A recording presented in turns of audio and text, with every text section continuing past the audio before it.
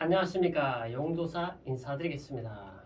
오늘은 이재명 후보에 대한 이야기를 한번 해볼까 합니다. 이재명 후보는 1964년 10월 출생에 오류가 있다라고 합니다. 예전에 그런 일들이 제법 있었죠. 해서 1년 먼저 태어나서 1963년 10월 이 또한 생일이 불분명한 점은 그의 모친께서 기억이 가물가물해서 점쟁이에게 정확한 생일을 한번 찾아봐 달라 해서 찾은 것이 바로 10월 22일 아니 23일?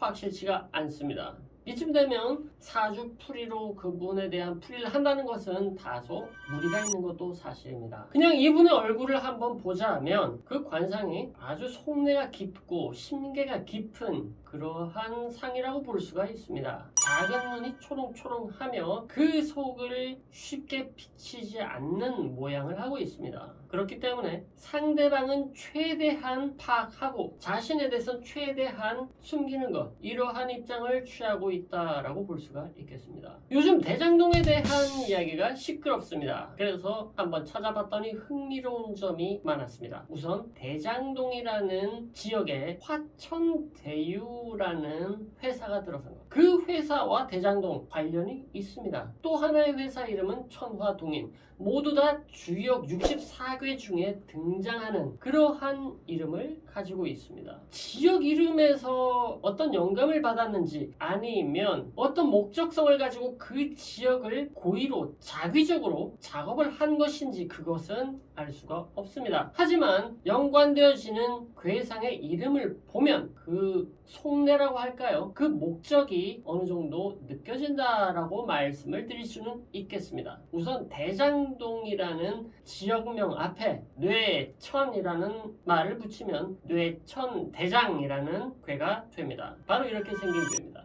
하늘 위에 우레가 울리는 그러한 형상이며 우레가 울림으로써 잠들어 있던 모든 것이 깨어나고 변화를 맞이하게 되는 그런 역동적인 기운을 가진 것이 바로 뇌천대장, 즉 크게 장함이 있는 그러한 상이 됩니다. 그러면 여기에 최고의 지위를 가진 맨 윗괴에 변화를 일으키게 되면 비로소 화천대유라는 괴가 됩니다. 그리고 이 화천대유라는 괴가 뒤집히게 되면 천화동인 이렇게 연결성을 가지고 있다라고 볼 수가 있습니다. 우선 뇌천대장계부터 말씀을 드려보도록 하겠습니다. 뇌천대장이라는 것은 세상을 뒤집어 보자, 변화를 일으켜보자, 뭔가 혁명적인 그런 움직임을 읽을 수가 있는 것이 뇌천대장이라는 괴가 됩니다. 그런데 이 지역을 작업하는 회사의 이름이 화천대유, 물질적 풍요를 상징하는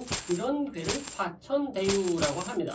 하늘 위에 태양이 떠 있고 만물이 성장하고 풍요를 누리는 그러한 모양새를 가지고 있는데요. 인터넷은 이 화천대유 뜻이 세상을 거머쥐겠다라는 야욕을 가진 괴다 이렇게 말을 하고 있지만 이것은 전반적으로 흐르는 이 사태의 의미를 뭉뚱그려서 말을 한 것일 뿐이며 화천대유 그 자체가 가진 괴는 그냥 단순히 풍요로운 것 그런 것을 의미한다 이렇게 보시면 되겠습니다. 그러나 이 괴를 뒤집게 되면 천화동인이 되게 됩니다. 즉 하늘 아래 태양 위치가 서로 바뀌어 있죠. 동인 사람이 함께한다 큰 뜻을 펼치기 위해서 서로 합심한 모양새가 됩니다만 이것으로 천화동인 세상을 한번 뒤집어 보자 이런 의미가 된다라고 볼 수가 있겠습니다.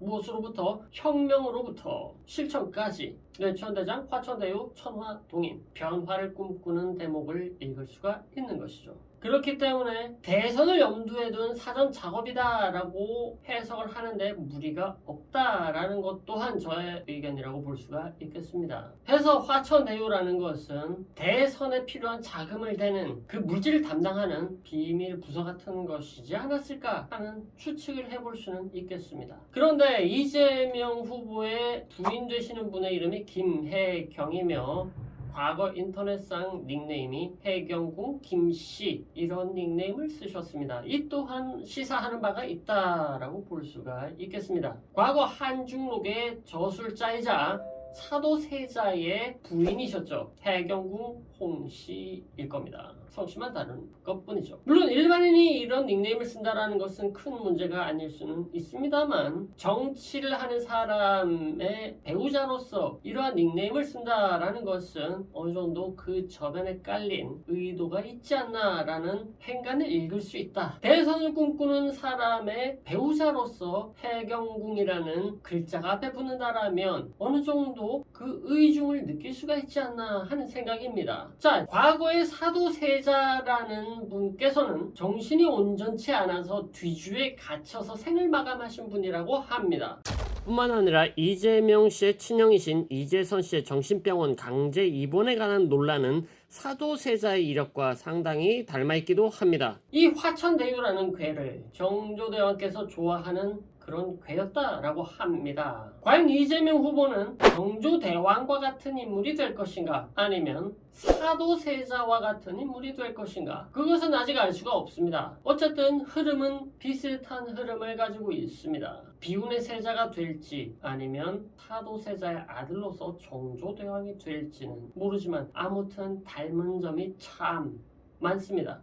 전반적인 상황을 살펴보면 비교적 전자에 가깝다라고 보여지는데요. 크게 좋은 괴에는 단서가 붙습니다. 무조건 좋다라는 것이 아니라 대인이 큰 일을 행할 때는 하늘의 뜻을 받아서 그 일을 행할 수 있지만 소인이 사사롭게 행하면 화가 닥칠 수도 있다. 이런 양면성이 있다라고 보는 것이 타당합니다. 그렇다면 이재명 후보쯤 되는 사람이 소인이라 칭한다라면 그것은 억지적인 부분이 될 수도 있지만 5천만 원으로 3년 만에 1100배로 뻥튀기를 한 것이 과연 정상적인 흐름 속에서 가능한 일인가? 이것이 정의롭다라고 볼 수가 있는 것인가? 하늘의 뜻이 내려올 수 있는 것인가? 이런 은밀한 행위가 과거에 영조 몰래 궁궐 저 뒤쪽에서 비밀의 공간 아지트를 만들어서 무당과 뛰놀던 사도세자가 생각나는 것은 과연 억측일까요? 오늘은 여기까지 짧게 말씀드리도록 하겠습니다. 감사합니다.